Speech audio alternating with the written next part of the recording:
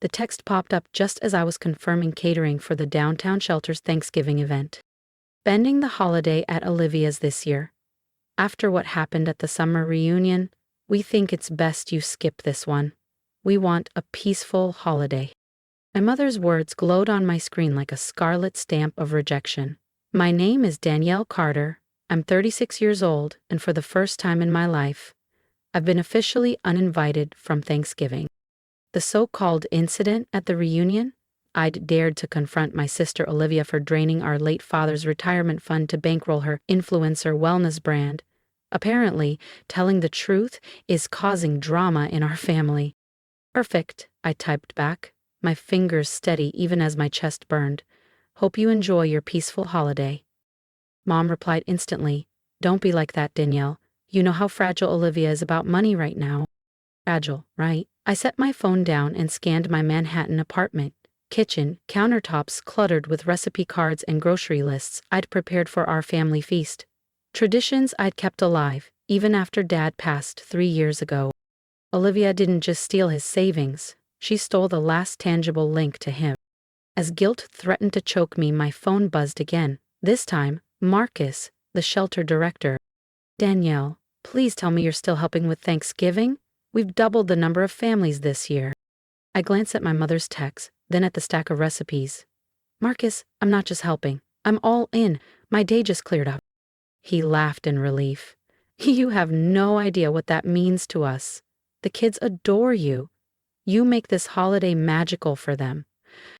For the first time all morning, I smiled. The shelter had become my lifeline after Dad died, a place to channel grief into something good. While Olivia flaunted her curated life on Instagram with stolen money, I built something real. That evening, my phone rang again. Dad's old number flashing across the screen, now Mom's line. Danielle, it's your father. Your mom told me about the text. Don't you think you're overreacting? Olivia's going through a tough time. Tough time? My voice sharpened. Is running a luxury brand on stolen retirement money a crisis now? That's not fair, he muttered. She's trying to build a future. And what Dad earned, I shot back. Silence crackled through the line. I hung up, exhaling slowly. This Thanksgiving wouldn't be peaceful, for them. But for me? It would finally be purposeful. No, what's not fair is everyone pretending what she did was okay. What's not fair is uninviting me from Thanksgiving because I refuse to play along. We're not uninviting you, Dad sighed. You mean by explicitly telling me not to come? I asked, my voice icy. Interesting definition of not uninviting, Dad. After hanging up, I threw myself into planning the downtown shelter's Thanksgiving celebration. If my family wanted to crown Olivia the victim, fine. I had better ways to spend my holiday. Over the next few days, the texts started rolling in. Aunt Lisa, can't you just apologize to keep the peace? Cousin Brian, Olivia's really hurt you called her out publicly. Even Grandma chimed in, family should forgive, dear. Not a single one of them mentioned the actual theft. Not one asked why Olivia had access to Dad's retirement savings, or why she felt entitled to bankroll her luxury wellness brand with it. The pattern was exhausting. Olivia makes a mess, everyone rushes to protect her feelings. And I'm the villain for pointing out the obvious. A week before Thanksgiving, Olivia went on Instagram with a 20-slide story about toxic family members and choosing peace over drama. Her followers flooded her comments with heart emojis and affirmations, none of them realizing she was talking about me, the sister whose father's life savings funded her curated lifestyle. So I channeled my anger into action. What started as a modest dinner for the shelter turned into a full-day event. I secured donations from local restaurants, organized volunteers, arranged entertainment, and even booked a photographer. Marcus, the director, was thrilled.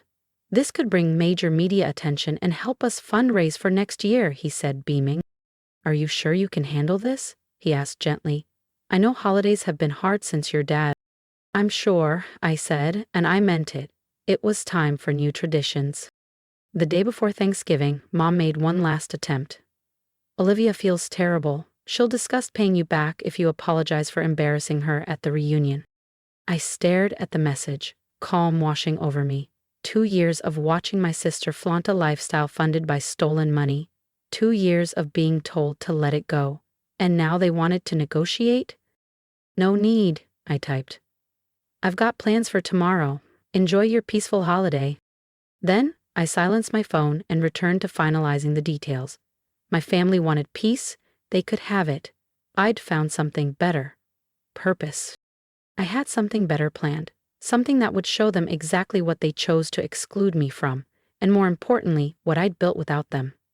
Little did they know, their peaceful Thanksgiving was about to become the most talked about story in the city, and not for the reasons they imagined. Thanksgiving morning dawned crisp and bright, while my family gathered at Olivia's sleek Upper East Side condo for their curated celebration. I arrived at the downtown shelter at 6 a.m. A team of volunteers was already buzzing with energy, transforming the main hall into something extraordinary. Autumn garlands draped along the walls, long tables covered in deep burgundy linens, and centerpieces crafted by kids from our youth program. The local news crew will be here by noon, Marcus announced as he adjusted the welcome station. They're doing a special feature on community Thanksgivings, and guess who they want to interview? I looked up from the seating cards, half smiling. Please tell me you're joking. Nope, they specifically asked for the coordinator who turned a modest dinner into... He checked his phone. A testament to the true spirit of Thanksgiving. The irony hit me like a drumbeat. My family had cast me out for starting drama, and now I'd be live on television for bringing people together. By 11 a.m., the center pulsed with life. Local restaurants rolled in trays of steaming dishes, bakeries sent boxes of pies, and volunteers streamed through the doors with homemade contributions. The scent of turkey and warm spices filled the air, a comforting echo of the holidays I once knew. Before Dad's death, before Olivia's betrayal, before my family traded justice for appearances, my phone stayed off, tucked deep in my bag. I didn't need to see their messages or Olivia's inevitable Instagram stories about choosing joy over negativity. Today wasn't about them. The news crew arrived on schedule. Sarah, the reporter, surveyed the scene in awe. You organized all of this? She asked, gesturing toward the bustling hall. What inspired you to turn a small dinner into something this big? I thought of my mother's text, that single sentence that had cut me out. Then I looked straight into the camera. Sometimes, I said, when one door closes, you build a bigger one and leave it open for everyone. This isn't just a meal. It's a place where no one gets uninvited for speaking the truth. The interview rolled on as families filed in, neighbors, seniors from nearby apartments, college kids stuck in the city, all welcomed without question. Laughter and music replaced silence. Around 2 p.m., my phone buzzed in my bag. I turned it on, only to coordinate with volunteers, but I knew the storm of messages waiting, and this time, I smiled. If you want to see what happens when my family turns on the TV and realizes the person they uninvited is now the face of Thanksgiving across New York, make sure you hit that subscribe button. You won't want to miss part 2. Now my phone wouldn't stop vibrating. Curious, I glanced at the screen. The local news station had already posted clips from our celebration online. My interview was trending across their social media, and apparently my family had seen it. Missed calls from Mom and Dad, texts from relatives, and a string of frantic messages from Olivia lit up the screen. How dare you make this about you? Mom's crying because of your stunt? You're ruining everyone's Thanksgiving. I smiled and slipped the phone back into my pocket. Let them watch what they excluded themselves from. Let them see their dramatic daughter create something beautiful without them. The afternoon passed in a joyful blur. We served over 300 meals, organized games for kids, and even held an impromptu talent show where seniors shared songs and stories from decades past. The room pulsed with laughter, warmth, and gratitude. Everything Thanksgiving was supposed to be. Photographers captured it all. Kids painting pumpkins, volunteers plating pies, neighbors hugging neighbors. Marcus grinned as he passed me a slice of pecan pie. This is better than any family dinner I've ever been to. No drama, just pure celebration. And no one had to be uninvited to keep the peace, I added, loud enough for a few guests to chuckle knowingly. By early evening, the story hit the evening news. Clips of our bustling hall filled the screen. Volunteers serving meals, kids playing, families laughing. Then came my interview. Me speaking about the power of community and what it means to create spaces where everyone belongs. The reporter closed with a shining example of turning personal loss into community gain. I could picture Olivia's elegant living room, their curated Thanksgiving dinner now overshadowed by phone calls from friends. Did you see the news? Wasn't that your sister? So much for their peaceful holiday. As messages poured in, not from family but from strangers, my heart swelled. Community members, businesses, and even city officials reached out to praise the event and ask how to help next year. Donations doubled, then tripled. The shelter's social media exploded. "Danielle?" Marcus called, his face glowing. "You're not going to believe this. The mayor's office wants to feature our celebration in the city's annual holiday guide, and they want us to make it a tradition." I thought about Dad, about how proud he'd be to see this. Something real, something lasting, born from love, not vanity. An annual tradition? I smiled, watching volunteers pack leftover meals for shelters. That sounds perfect. After all, everyone deserves a place at the table. As the evening wound down, I finally checked my phone. Among the flood of notifications, one message made me stop cold. It wasn't another angry text or guilt trip. It was from Grandma Rose. "I saw you on TV. James would be proud. Can we talk?" Of all my relatives, Grandma Rose had been the only one to quietly question Olivia's sudden success after Dad's death. The only one who called during those dark months when grief hollowed me out. Her message felt like a lifeline. The next morning, I drove to her small townhouse in Queens. She was waiting on the porch, a worn photo album resting on her lap. "I have something to show you," she said, patting the seat beside her. Inside were faded photos, long tables, homemade meals, neighbors smiling despite hard times. "Your grandfather and I started this back in '75, when the factory closed," she explained softly. "We hosted Thanksgiving for laid-off workers and their families. This, what you did yesterday, it runs in your blood." I ran my fingers over an image of her serving turkey to a crowd. "I never knew."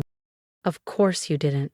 No one talks about it anymore. It doesn't fit their picture-perfect narrative." She shut the album carefully, her eyes fierce. "But what you did? That's real family. That's real peace." My phone buzzed again. A new text from Olivia. "Mom's a mess because of your publicity stunt. Hope you're happy." Grandma read it over my shoulder and shook her head. "I've stayed quiet too long," she muttered, already pulling out her phone. "Time someone besides you spoke up." Before I could answer, she had my mother on speaker. "Mom," came my mother's tired voice. "Margaret." Grandma's tone was sharp as steel. "We need to talk about what really happened with James's insurance money." What followed was the conversation I'd been fighting for 2 years. Grandma laid everything bare. How Olivia convinced me to give her temporary access while I was drowning in grief. How she siphoned off funds for her brand. How the family ignored it to keep the peace. "She's paying it back," Mom protested weakly. "Only after Danielle exposed her," Grandma fired back. "And you punished Danielle for telling the truth. You uninvited your grieving daughter to protect the one who stole from her. Explain that." The silence on the line was deafening. Finally, Mom whispered, "I need to think about this." My mother finally said those words and hung up. Grandma Rose squeezed my hand. "Give it time," she murmured. "Truth has a way of breaking through eventually." She was right. By Sunday, the cracks started to show. Dad called first. His voice was heavy, almost fragile. "I watched your interview again. You said something about not uninviting people for speaking the truth." There was a pause. "Princess, I'm so sorry." Then came Aunt Lisa. "I saw those kids talking about their art classes. Danielle, what you've built. It's incredible. We should have seen it sooner." Even my mother finally called, her voice trembled like glass. "Your grandmother, she made me see things differently. We were so worried about keeping the peace that we lost sight of what was right." Olivia, predictably, chose a different route. She posted a long video about toxic family members. and choosing to rise above negativity. But this time, the comments weren't a chorus of praise. People who'd seen our community celebration started asking questions she couldn't spin. A week after Thanksgiving, the downtown shelter hosted a planning meeting for the future. The response was overwhelming. Local businesses pledged sponsorships, volunteers filled every available slot, the mayor's office promised funding for expanded programs. Marcus grinned as he handed me a folder. Your holiday dinner sparked something huge. People are calling it Everyone's Table, a place where no one gets uninvited. I loved the name. It embodied everything my family's so-called peaceful Thanksgiving had lacked: inclusion, honesty, real peace. Grandma Rose became a regular at the center, swapping stories from her own community building days and teaching kids her famous pie recipes. She even brought those faded photos from the 70s for our bulletin board, a visual reminder that the best traditions are the ones that welcome everyone, not shut people out. To my quiet surprise, my parents started volunteering too. At first, they kept to the background, sorting canned goods, organizing donation lists, but slowly, they leaned in with real intention.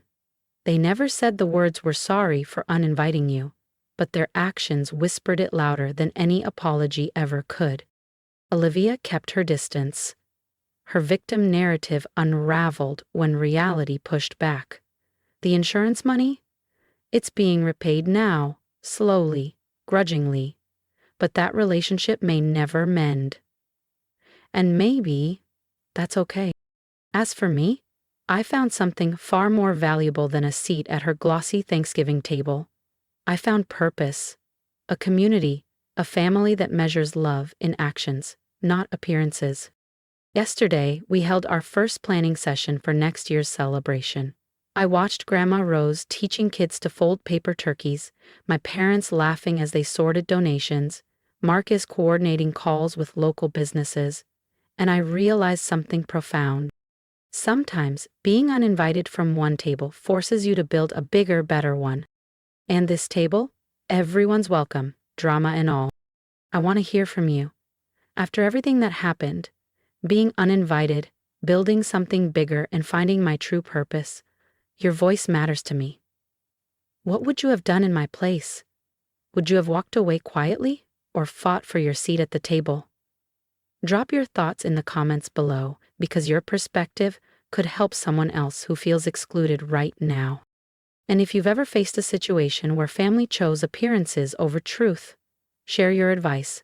How did you handle it? Did you forgive? Did you create your own path, like I did?